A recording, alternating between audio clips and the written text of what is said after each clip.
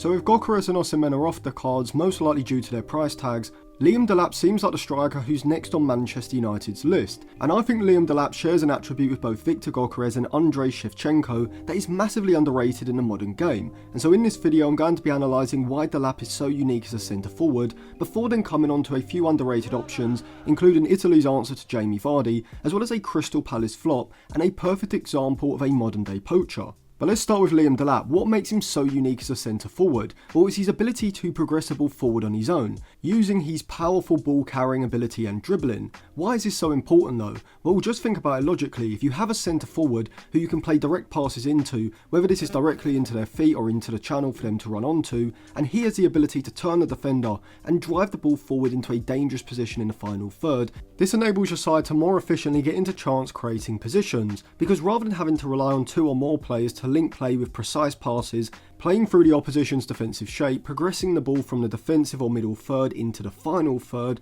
now you have one player who is capable of doing this on his own. And this is why I compared Delap to both Gyökeres and Shevchenko. But before I break down the relevance of this comparison, if you want to check out any cheap, good quality football jerseys, go over to jerseyfifa.co. They've got a variety of different current season and retro shirts, including this Andrei Shevchenko AC Milan shirt from the 99-2000 season, when Shevchenko scored 29 goals in 43 games, or this 09-10 David Villa Valencia shirt from his last season at the Mestalla before moving to Barcelona. If you use code Atlantis at checkout, you'll get a discount, so I'll leave it linked in the description and in the comment section below. So if you've seen clips of Andrei Shevchenko at Dynamo Kiev and AC Milan, you'll know that this guy was an absolute freak of nature when it came to running with the ball. He didn't have the immaculate close ball control of someone like Thierry Henry, but what he had was brute force and power, similar to Viktor Gyökeres, which was accompanied by excellent ball manipulation and decisiveness when in 1v1 situations with the defender in the channel. Unlike Shevchenko and Gyökeres, Delap has this ability as well, which is incredibly valuable in the build-up phase.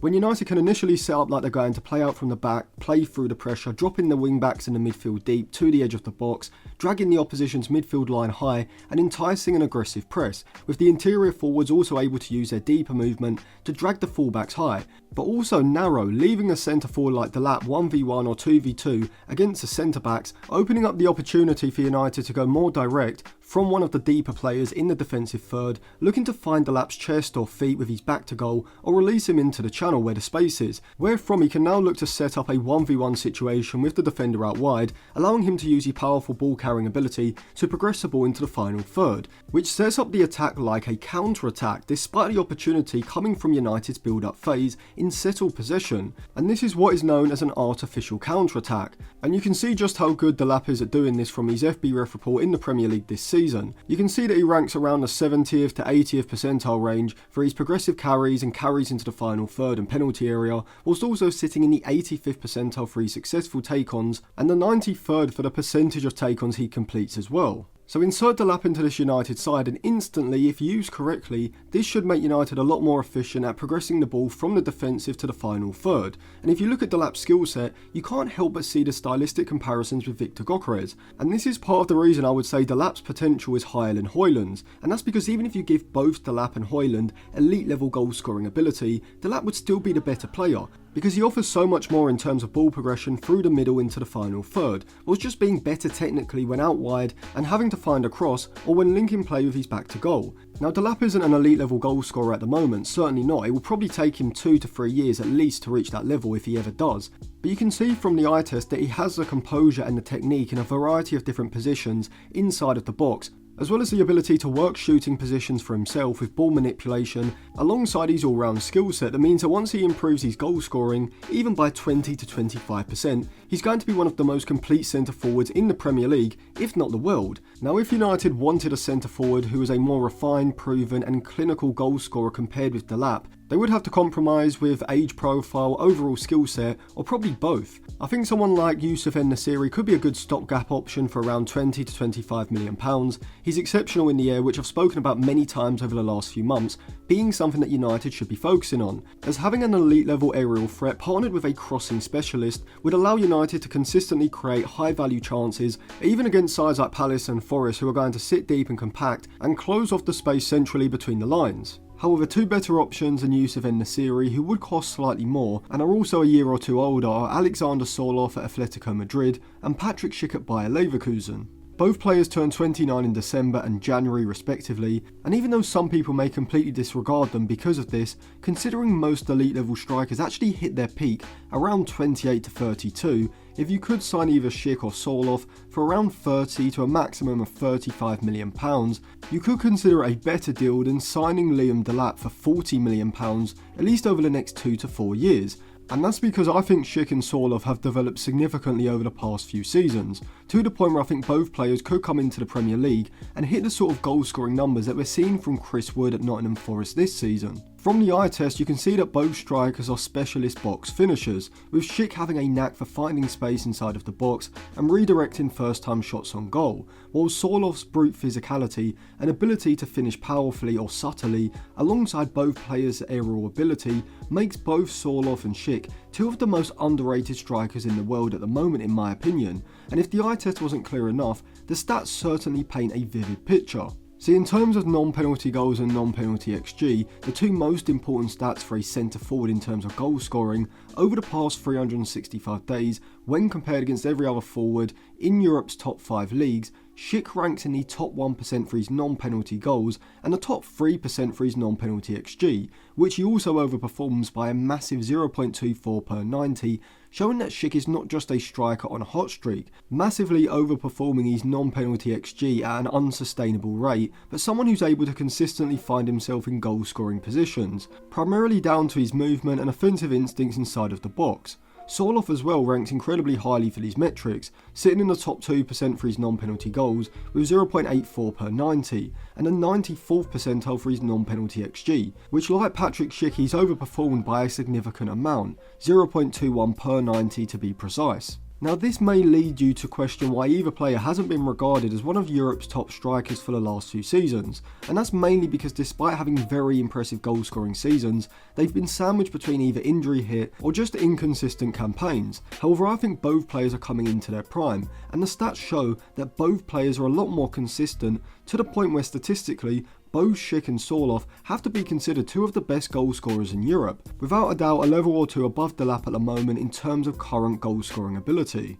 I'll come on to who I prefer out of the two in just a moment, but first let me talk about two other underrated Osimhen alternatives for United to consider. So one alternative option would be a player who is a natural poacher, stylistically similar to Jamie Vardy, and that is Matteo Retegui at Atalanta. Now he has only started to hit this level this season, but he has shown a lot of promise prior at both Genoa and with Tigre in Argentina. Now like Vardy, he seems to have a natural instinct for where to position himself in and around the box, being a striker who likes to play on the shoulder of the last defender and make sharp movements in behind the back line, wherefrom he's a composed and clinical finisher off of either foot, either first time or when having to move the ball quickly in order to work a shooting angle. However, to be fair, he isn't solely a box striker, as he has the link play with his back to goal, which is probably better than Patrick Schick's, and even though he doesn't have the powerful ball carrying ability of someone like Liam Delap, I think he may be slightly better technically when it comes to receiving the ball in congested areas. Retegui ranks in the 92nd percentile for his non-penalty goals and the 81st for his non-penalty XG,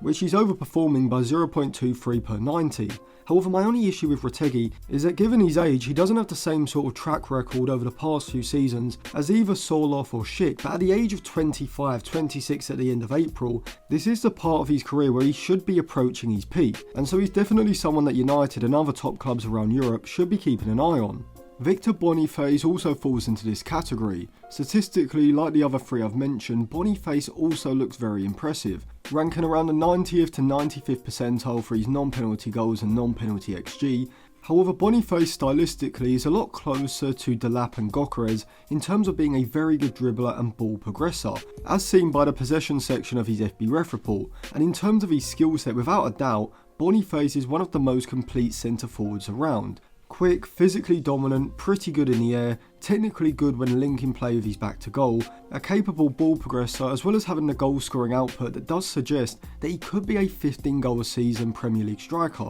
The only issue with Boniface is the injuries that he's had over the past 18 months, which have stifled his development in terms of his consistent output. So that would be a reason why you'd probably prefer to have one of Delap, Sorloth, Retegui or Schick ahead of him for United this summer, but he should certainly be in consideration, as I wouldn't necessarily say that his injuries indicate any long-term issues, and the sample size is too small to fully gauge whether this is going to be a consistent theme throughout his career. But in terms of current ability, Alexander Sorloth would be the standout candidate for me. The reason I prefer Sorloth to Schick is down to how aerially and physically dominant the Norwegian is. He's fantastic at receiving direct passes into his feet, chest or head, holding the defender off of his back to goal, and his ball progression numbers show that, like Delap and Gyökeres, he has the ability to drive the ball down the channel, using his surprisingly quick footwork and pace to beat the defender before driving into a dangerous position. And crucially, he's also elite aerially, ranking in the top 2% for the percentage of aerial duels he's won,